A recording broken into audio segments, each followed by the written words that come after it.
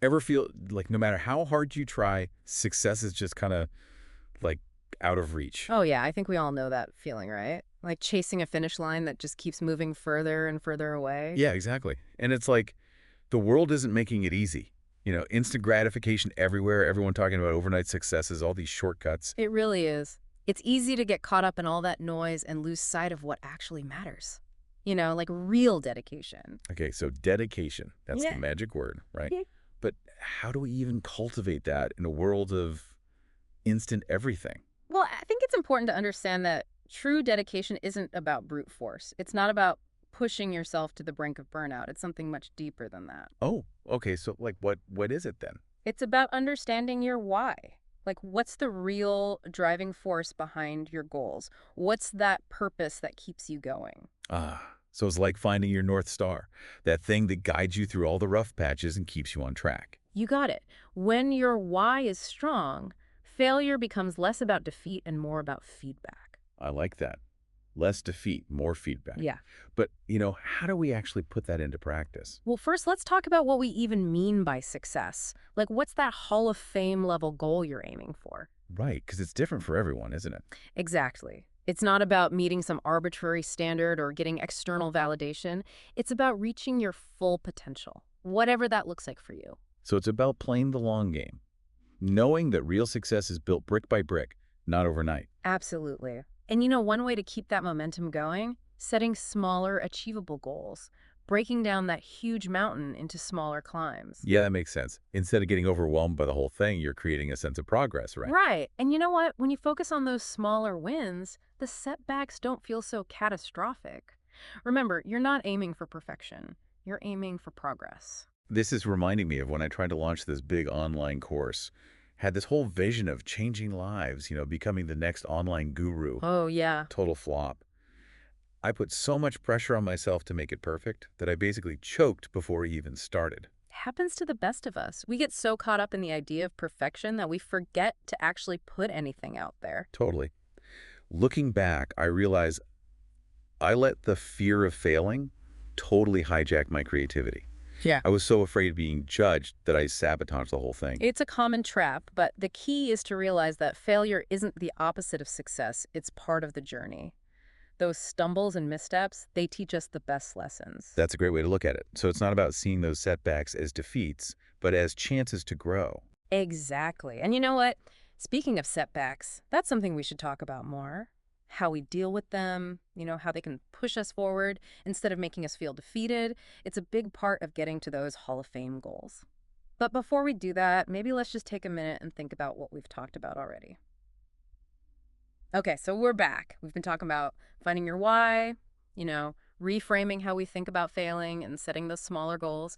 But let's be real, even when we do all that stuff, there are going to be setbacks. Yeah, for sure. It's like hitting a wall in a marathon. Right? Everything hurts, and that little voice starts telling you to quit. Exactly. And it's in those moments, those tough ones, that your dedication is really tested. Think about it. Anyone can stick with something when it's easy. It's how you react when things get tough that shows what you're really made of. So true.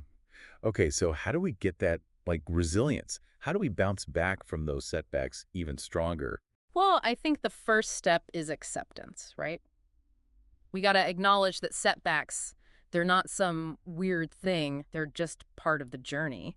It's like expecting smooth sailing in the middle of the ocean. There are going to be waves. There are going to be storms. Okay, so it's not about avoiding setbacks altogether because that's impossible. It's about, changing how we see them. You got it.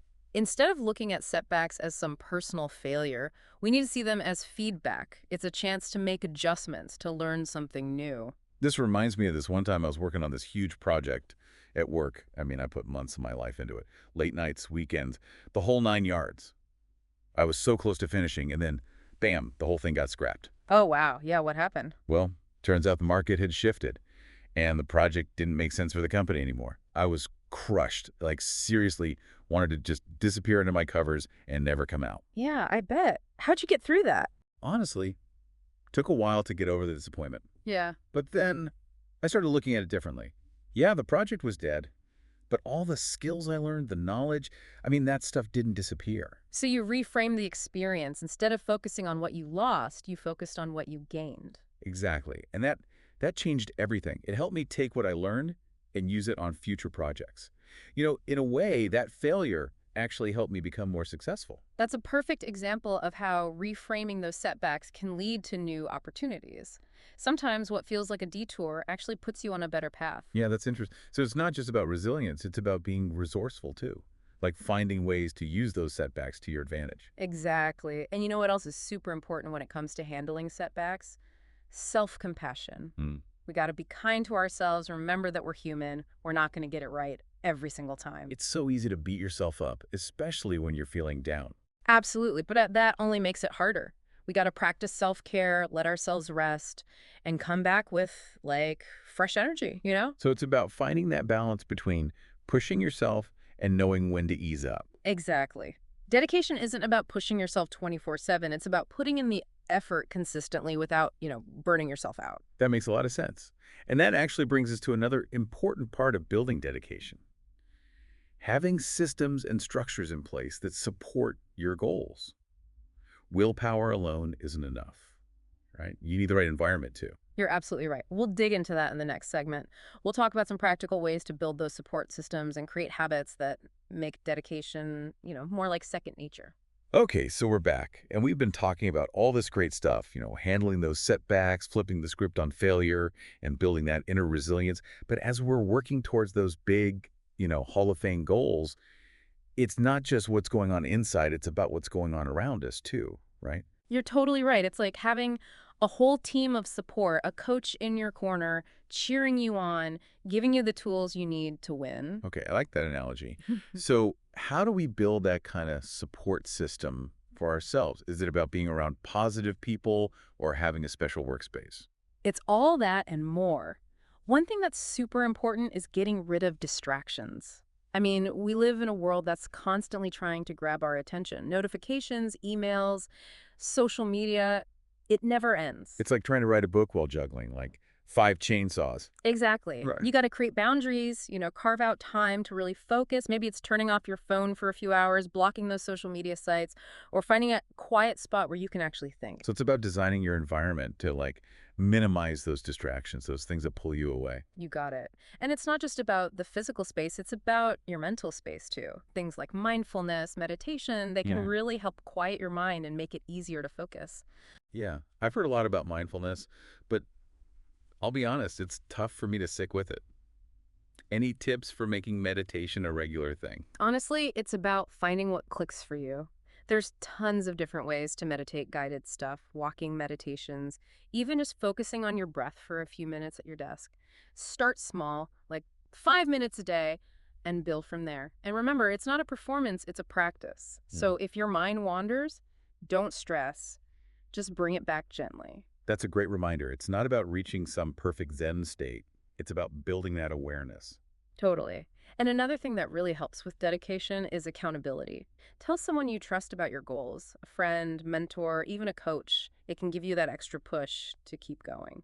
So like having a built-in cheerleader, someone who believes in you and reminds you why you started in the first place. Exactly. And it's not just about celebrating the wins, it's also about having someone there when things are tough. Someone to encourage you, give you a different perspective, even give you a little nudge when you need it.